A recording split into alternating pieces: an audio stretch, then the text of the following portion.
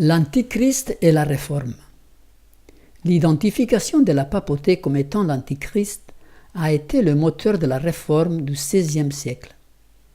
Luther arriva à cette conclusion et déclara « Dieu sait finalement que le pape est l'Antichrist et que son trône est celui de Satan lui-même. » Devant l'identification évidente faite par tous les réformateurs au long des siècles, la papauté fait croire que l'Antichrist viendra à la fin et causera du trouble à l'Église pendant 1260 jours, c'est-à-dire 3 ans et demi. Cette interprétation est de plus en plus partagée par certaines églises protestantes. Cette thèse fut développée par le jésuite Francisco Ribera en 1585. En 1376, le pape Urbain VI réinstalle le siège papal d'Avignon à Rome, après 70 années d'exil. Parmi les cardinaux, beaucoup n'approuvèrent pas cette démarche. Ils retournèrent donc à Avignon et couronnèrent l'évêque de Genève, Robert de Cambrai, comme nouveau pape sous le nom de Clément VII en 1378. À ce moment-là, il y a 2 papes. L'un siège à Rome et l'autre à Avignon dans le sud de la France. Pendant 31 ans, les 2 sièges procédèrent à l'élection de leurs papes respectifs, chacun d'eux disant d'être le vicaire de Christ, le successeur de Pierre, et accusant l'autre d'être l'Antichrist. Wycliffe dira « Maintenant l'Antichrist est divisé en 2 et l'un lutte contre l'autre. » La blessure de l'Antichrist. La fin provisoire de la période de suprématie de l'Antichrist. Et je vis l'une de ses têtes qu'on blessait à mort. La même tribu qui avait donné son appui à l'Église romaine pendant 1290 années allait lui donner son coup mortel. La même capitale qui avait été fondée sous les bases d'une étroite union entre l'Église et l'État allait maintenant marquer sa séparation et détruire la domination temporelle de la papauté. Le clergé romain, qui avait massacré des milliers de huguenots à Paris, allait souffrir une horrible persécution dans cette même ville.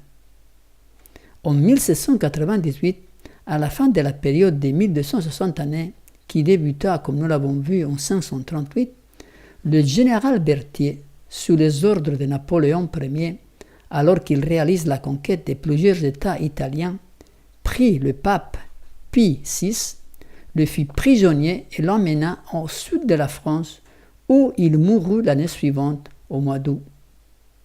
En 1797, le Directoire demanda à Joseph Bonaparte, frère de Napoléon, qui était à Rome, de faire en sorte que, après la mort de Pie VI, il n'y ait plus d'élection pour un nouveau pape. Pie VI s'est trouvé gravement malade, mais contrairement aux expectatives, il fut rétabli, confirmant ainsi avec exactitude l'accomplissement prophétique. À son arrivée à Rome en 1798, le général Berthier demanda au pape de rendre sa puissance et son autorité. Il refusa et il fut enlevé par la force de son autel. On lui enleva ses anneaux et il fut fait prisonnier. Napoléon déclara qu'il n'y aurait pas de successeur. La papauté était morte, mais la prophétie biblique déclara que sa blessure mortelle fut guérie. Voyons la guérison de la blessure. Cela a été un long processus qui a démarré très vite après la blessure de 1798. Le 14 mars 1800, les cardinaux vont élire un nouveau pape, Pie VII, Barnabas Chiarominti, seulement 6 mois après la mort de Pie VI. Les cardinaux profitèrent des défaites des armées de Napoléon dans le sud de l'Italie. Napoléon se rend compte que la plupart des Français sont catholiques, donc le 15 juillet 1801, il signe un concordat avec l'Église en déclarant que l'État français reconnaît l'Église catholique comme étant l'Église officielle de France et il demanda aux évêques d'être fidèles à l'État. Le 2 décembre 1804, Pie VII voyagea à Paris pour couronner Napoléon comme empereur dans la cathédrale de Notre-Dame. Alors que le pape s'avance vers Napoléon avec la couronne entre ses mains, Napoléon, à la grande surprise du pontife, la lui prend et se couronne lui-même. Au mois de juillet 1870, le Concile Vatican Ier fut réuni à Rome. Lors de ce concile, on proclama entre autres l'infaillibilité du pape. Ceci va marquer le début d'un approfondissement de la blessure. Le 20 septembre 1870, le général Raphaël Cardona, sous les ordres de Giuseppe Garibaldi, prend possession du territoire du Vatican et il l'incorpore à l'Italie. Le pape Pie XI démissionne. Un vote est pris pour que l'Italie soit unie. Le pape perd ainsi son autorité sur le domaine du Vatican. Le processus de guérison a été initié par Benito Mussolini, Premier ministre italien. En 1929, il signe le traité de Latran qui restaure de nouveau la souveraineté de la papauté sur le terrain du Vatican et reconnaît le catholicisme comme la religion officielle de l'État italien. Les papes qui ont succédé ont tous plus ou moins contribué au processus de guérison de la blessure. Aujourd'hui, il ne reste même pas de cicatrices. En 1958, à la mort de Pie XII, le collège des cardinaux, ne trouvant pas de remplaçant, nomme provisoirement le cardinal Roncalli comme le nouveau pape, qui prit le nom de Jean XXIII. Ce fut le premier pape qui changea l'attitude des protestants vis-à-vis de la papauté. En 1963, l'archevêque de Milan, cardinal Montini, est élu comme successeur. Paul VI. Il fut appelé le pape voyageur car pendant les années de son mandat, il voyagea partout dans le monde, rétablissant des relations avec les pays et devenant une figure internationale. En 1978, à la mort de Paul VI, le cardinal Luciani est élu Jean-Paul Ier. 33 jours après son élection, il meurt d'une façon mystérieuse. Le collège sacré se réunit de nouveau pour élire un successeur. Pendant 400 ans, les papes ont toujours été italiens. Cette fois-ci, le choix était entre l'archevêque de Milan et celui de Naples. Mais aucun d'eux n'obtient les 2/3 des votes, donc le collège choisit un candidat de compromis. À la surprise du monde entier, le cardinal Karol Wojtyła est élu. Il n'était même pas le primat de Pologne et il prend le nom de Jean-Paul II. Jean-Paul II a gagné la confiance du monde entier. Il a été vu comme un pacificateur, un humaniste, un démocrate, un moraliste. C'est lui qui a fait disparaître la cicatrice de la blessure mortelle. Pendant plus de 600 ans, la papauté a torturé, massacré tous les dissidents. Aucun des derniers 80 papes, à partir du VIe siècle, n'a aboli l'institution de l'Inquisition. C'était un tribunal ecclésiastique chargé d'éliminer les dissidents par des méthodes horribles, les tortures, les chauffe-eau, les bouchées, etc. En 1989, Gorbatchev visite le pape à Rome. Ce dernier voit ici une opportunité pour finir avec le schisme de l'Église catholique en Russie qui, sous la tyrannie de Staline, a été subjuguée à l'Église orthodoxe. Nous savons que le pape a joué un grand rôle dans la chute du communisme en 1989.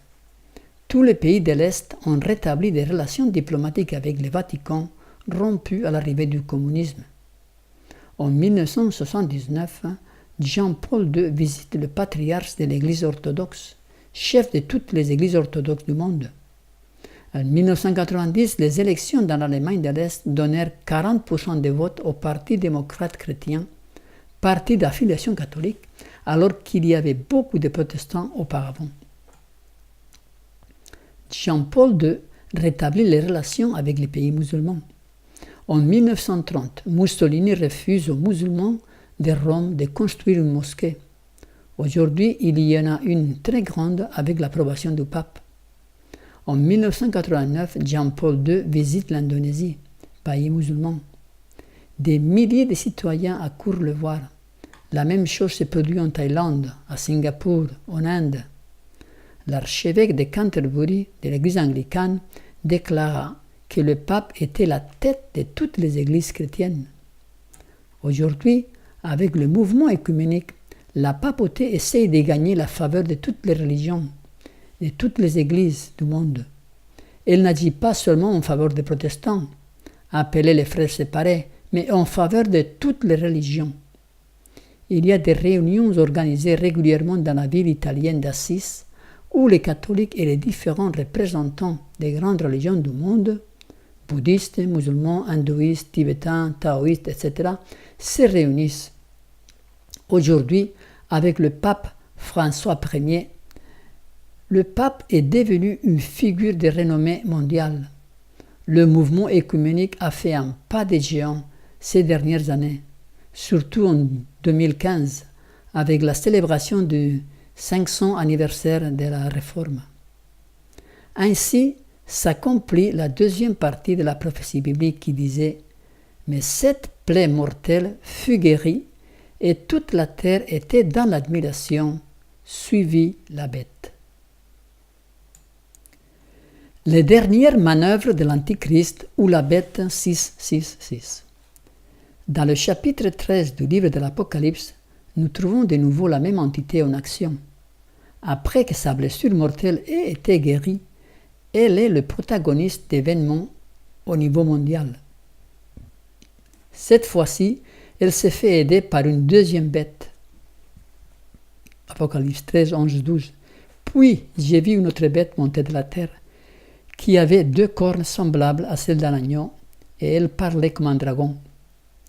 Elle exerçait toute la puissance de la première bête en sa présence, et elle faisait que la terre et ses habitants adoraient la première bête, dont la plaie mortelle avait été guérie. Nous étudierons cette bête dans une autre vidéo. Les USA dans la prophétie. Voyons maintenant quelle est la marque de la bête, de l'Antichrist.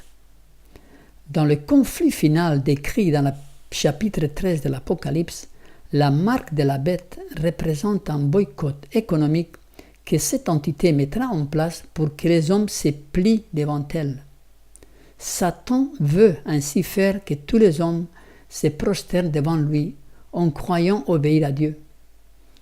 Le signe extérieur de cette marque sera l'adoration du dimanche en opposition avec la marque ou le signe de Dieu qui est le sabbat. Ézéchiel 20, 20 nous est dit « Sanctifie mes sabbats afin qu'ils servent de signe entre moi et vous et que vous connaissiez que je suis l'Éternel votre Dieu. » Les dignitaires de l'Église et de l'État s'uniront pour soudoyer, persuader ou obliger les gens de toute classe à honorer le dimanche. Le manque d'autorité divine sera suppléé par des lois oppressives. La politique corrompue détruit maintenant l'amour de la justice et le respect de la vérité. Et même dans l'Amérique libre, les magistrats et les législateurs ont vu de s'assurer la faveur du public, céderont aux demandes populaires pour imposer la loi du dimanche. La liberté de conscience obtenue par de si grands sacrifices ne sera plus respectée. Les chrétiens des générations passées observaient le dimanche, croyant garder ainsi le sabbat biblique, et il y a maintenant des vrais chrétiens dans chaque église, la communauté catholique y comprise, qui croient honnêtement que le dimanche est le sabbat divinement institué. Dieu a égard à leur sincérité et à leur intégrité. Mais lorsque l'observation du dimanche sera rendue obligatoire de par la loi et que le monde aura été éclairé concernant l'obligation du vrai sabbat, alors quiconque transgressera le commandement de Dieu pour obéir à un précepte qui n'a pas de plus haute autorité que celle de Rome, honorera par là la papauté au-dessus de Dieu. Il rendra hommage à Rome et à la puissance qui donne force de loi à l'institution que Rome a établie. Il adorera la bête et son image. L'Antéchrist est le nouvel ordre mondial. Notre monde est dirigé par des grands humanistes. C'est une philosophie qui place l'homme au centre de tout, comme étant le plus important. C'est l'exaltation de l'homme par l'homme, sans tenir compte de Dieu. L'humanisme croit que l'homme peut faire face tout seul aux problèmes de notre monde. Un gouvernement mondial est, d'après les humanistes, la solution à tous les problèmes de l'humanité. Le nouvel ordre mondial est aussi dans l'agenda de l'Antichrist. Son but, unir pour régner. Le concept d'une Europe unie, une qui reconnaît ses racines chrétiennes, a été le thème de l'arrière-fond des discours prononcés par le pape dans sa visite en Tchécoslovaquie. L'Europe a 1000 des 3000 évêques du monde. Le synode apparemment formulera une stratégie pour aboutir à la réalisation du rêve du pape d'une Europe unie par ses racines chrétiennes. C'est Paul VI qui intégra à nouveau l'État du Vatican au sein du Conseil des Nations lors de sa visite à l'ONU le 4 octobre 1965. La déclaration suivante, prononcée à cette occasion devant les représentants de toutes les nations de la Terre, exprime bien la satisfaction d'être reconnu de nouveau comme un État parmi les autres. Nous célébrons ici l'épilogue d'un laborieux pèlerinage à la recherche d'un colloque avec le monde entier. Voici une déclaration du président Bush. C'est une idée grandiose, un nouvel ordre mondial où diverses nations s'unissent dans un but commun pour atteindre les aspirations de l'humanité, la paix, la sécurité, la liberté et le respect de la loi. Seuls les États-Unis possèdent la base morale et les moyens financiers pour l'instaurer.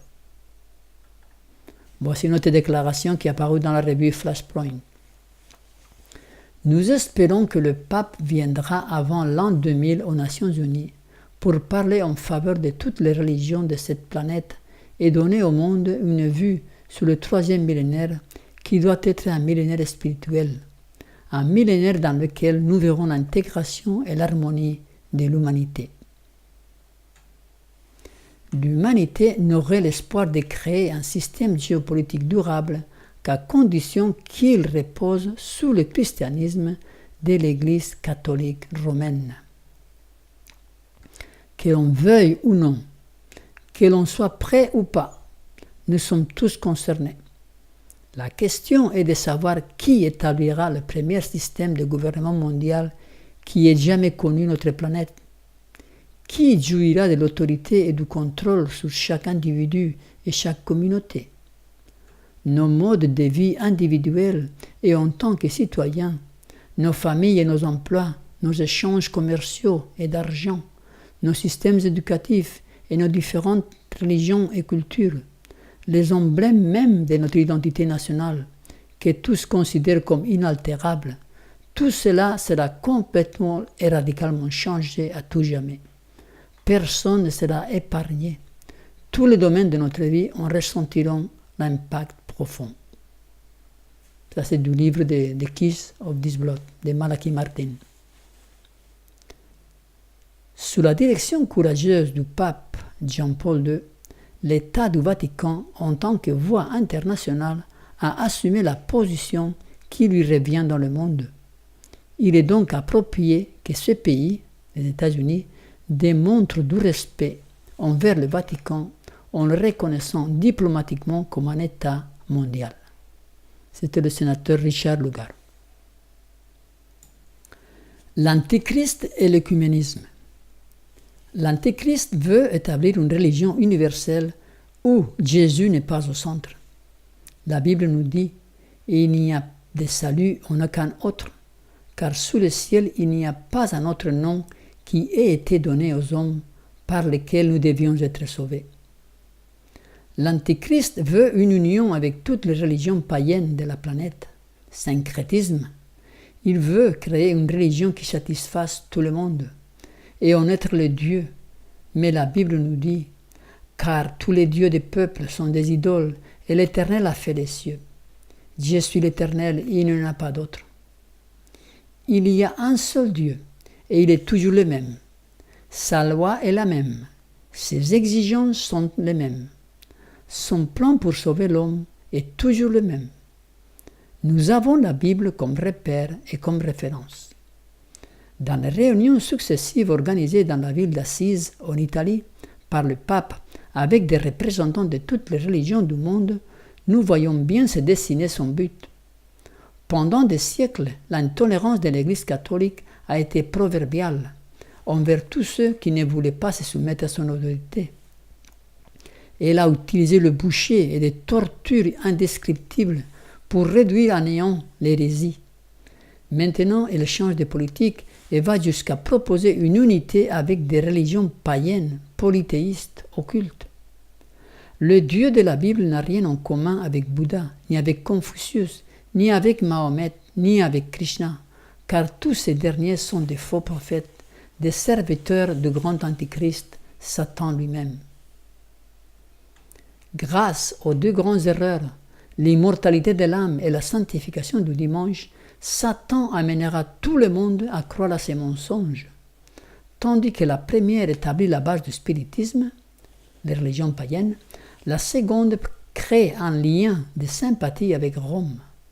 Les protestants des États-Unis seront les premiers à tendre la main au-dessus du précipice pour s'unir au spiritisme et pour se joindre avec la papauté. Et ainsi, sous l'influence de cette triple union, les États-Unis suivront les traces de Rome et fouleront aux pieds les droits de la conscience. Les lettres de Jean-Paul II. En 1998, le pape Jean-Paul II a rédigé 2 lettres apostoliques. L'une d'entre elles a été largement diffusée et très lue. Il s'agit de Dies Domini, le jour du Seigneur. Dans cette lettre, le pape encourage les fidèles à respecter le dimanche d'une manière plus marquante. Il prétend faire croire que le dimanche a été observé depuis les apôtres, alors qu'il sait bien lui-même, comme tant de références catholiques le prouvent, que le dimanche a été le produit de sa propre Église, qui décida de réaliser ces changements vers le IIIe siècle. Il lance un appel pour une législation civile pour soutenir les lois du dimanche afin que ces jours de repos soient respectés par les lois des pays. Mais très peu de gens sont au courant d'une deuxième lettre que Jean-Paul II a écrite la même année. Il s'agit de la lettre Attendam Fidem pour protéger la foi. Cette deuxième lettre est un nouveau canon des lois de l'Église qui ont affaire avec la punition des hérétiques, c'est-à-dire ceux qui ne veulent pas se soumettre à l'autorité ecclésiastique. La rédaction de ces 2 lettres est très significative en relation avec le sujet que nous sommes en train d'étudier et les citations que nous venons de voir. Conclusion. L'Antichrist a plusieurs facettes. Satan lui-même étant le grand Antichrist, utilise différentes entités pour aboutir à ses fins dans sa lutte acharnée contre Jésus, le Fils de Dieu. La bête citée dans l'Apocalypse chapitre 13 et aussi au chapitre 16 est une autre facette de l'Antichrist. Daniel, dans ses prophéties, avait prédit sa montée, ses exploits et sa fin. À la lumière historique, nous avons vu comment ces caractéristiques se sont accomplies dans l'histoire de la Rome papale. Aucune autre entité n'a accompli toutes ces prédictions. Nous pouvons affirmer sans risque de nous tromper, comme Luther, que le pape est l'Antichrist et que son trône est celui de Satan lui-même. Aucune personne n'est visée dans cette conclusion.